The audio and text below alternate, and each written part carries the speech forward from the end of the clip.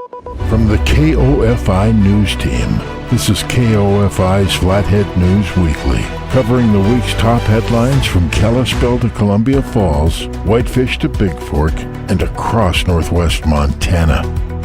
With the latest round of school elections now disappearing in the rearview mirror, it's time to look ahead to the next round, which starts in Columbia Falls, where the District 6 Board has approved a $75.9 million bond resolution to remodel the high school, which will be put before voters in September. As Chris Peterson reports of the Hungry Horse News, this is the second go-around for the project, as the district trimmed $8.5 million from the original plan that voters rejected by a wide margin just last November. This time around, there is more community support, with an independent group of parents and stakeholders leading the charge to promote the project. The school held its first classes in 1959, and some of the fixtures and other infrastructure are still watching over today's Wildcats. The 25-year bond is estimated to have an interest rate of about 4.38% if it passes. The estimated tax impact is $63.80 for each $100,000 of a home's assessed value. Those figures could drop in ensuing years if Columbia Falls continues to grow as it's projected to do, with large subdivisions and commercial real estate projects in the planning stages or under construction. The school district has set up a dedicated website at cfhsbond.com that details the project and also has a tax calculator so a homeowner can plug in their property's tax value and determine what the bond's impact will be on their individual home. The election will be done by mail, with ballots going out September 11th and a return date to the Flathead County Election Department by September 29th. City and town population estimates released by the U.S. Census Bureau on Thursday show an overall slowing of growth in the Flathead Valley over the last year, but that the area continues the post-pandemic trend of growing faster than other areas in Montana and much of the country, as Lauren Frick discovered for the Flathead Beacon. Kalispell ranked as a top city for growth in Montana, increasing its population by 626 people between 2024 and 2025 to a total of 31,851 souls, a 2% growth rate. Helena, Bozeman, and Missoula also grew over the last year, while Montana's most populous city, Billings, saw a slight decrease in people. Kalispell's 2% increase last year follows 2024's 3.7%, 2023's 4.3%, and 2022's 7.7% growth rates. From 2024 to 2025, Whitefish saw a population increase of 1.12%, bringing its population total to 9,358. Columbia Falls added 48 people, or 0.8%, to its population between 2024 and 2025, with the estimated population as of July 1st of last year being 5,753. Of the three Flathead County cities, Columbia Falls saw the smallest population increase over the last 5 years, 8%, contrasted with Whitefish's 20.2% and Kalispell's 27%.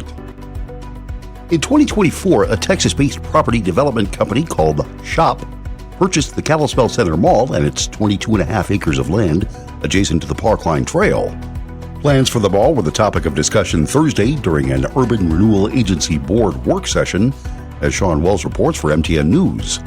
The conversation focused on the use of tax increment financing for future improvement after SHOP developers submitted a request to the city of Kalispell for $16.9 million in funding. If approved, the tax increment funds would go toward demolishing the Herberger's building on the west side of the mall, subdividing the western portion of the site into 4 pad sites, and extending 3rd Avenue West through the property to complete the street grid. SHOP developers said the redevelopment would improve pedestrian connectivity within the site and its adjacent neighborhoods, while embracing and promoting the use of the Parkline Trail.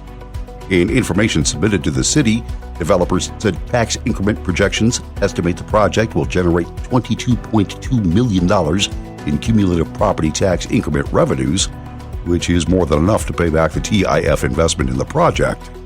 No action on the tax increment fund application was taken during Thursday's meeting, which again was just a work session, and ongoing discussions on the project will continue at a future date.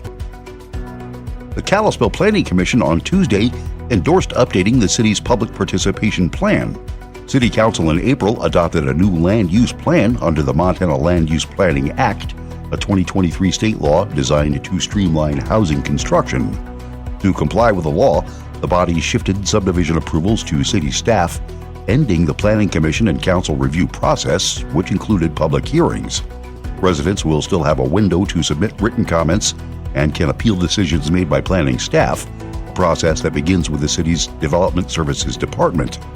Annexations and zoning map changes will still wind through the standard hearing process, but as Jack Underhill reports in the Daily Interlake, subdivisions, conditional use permits, and variances are now all approved administratively. One update to the city's participation plan calls for the creation of an online portal for the public to access developers' application materials and any determinations made by staff. The website would include information on written public comment windows and how a proposal can be appealed. Residents would also be able to subscribe to emails announcing when a public comment period opens and guide subscribers to staff reports. Zoning and subdivision proposals will continue to be posted in a local newspaper, and letters will still be mailed to property owners within 150 feet. Some local builders have lauded the change, saying it makes the approval process more predictable and preventing so-called not-in-my-backyard movements from hindering needed housing development. However, councilor and commission members have strongly opposed the changes for hindering the public's and local leaders' influence over land use decisions. More than 200 ballots were rejected in Flathead County's special district elections this month for lack of a birth date on the affirmation envelope, which Hannah Shields describes in the Daily Interlake as a disheartening statistic for Elections Administrator Paula Buff. Thousands of ballots were rejected statewide in last November's election, a month after the new law took effect. In Flathead County, more than 30,000 voters turned out for the 2025 municipal elections, and 197 of those ballots were rejected due to a missing birth date. Just under 19,000 ballots were cast in this month's election, but the number of ballots rejected for lacking a birth date on the envelope rose to 243. Another 83 lacked both a birth date and a signature. Originally, 650 ballots were slated for rejection due to a lack of a birth date, but many of those voters came in to fix the error when alerted of the problem by a diligent Flathead County elections staff. Out of the 18,734 ballots that were accepted in the election, 428 ballots came from Lake County, 6 were cast by non-Montana residents who own land within a special district. Lake County participated in a joint county election for trustees in the Big Fork Fire District and Big Fork Elementary School. Out of the 18,300 remaining ballots from Flathead County, 1 was rejected because it was for the Flathead Electric Cooperative election. That's your Week in Review from the KOFI News Team. Stay connected with us for the latest news affecting the Flathead Valley and Northwest Montana by listening to this podcast, posted every Friday afternoon. Join us again next week for another roundup of the stories that matter to you.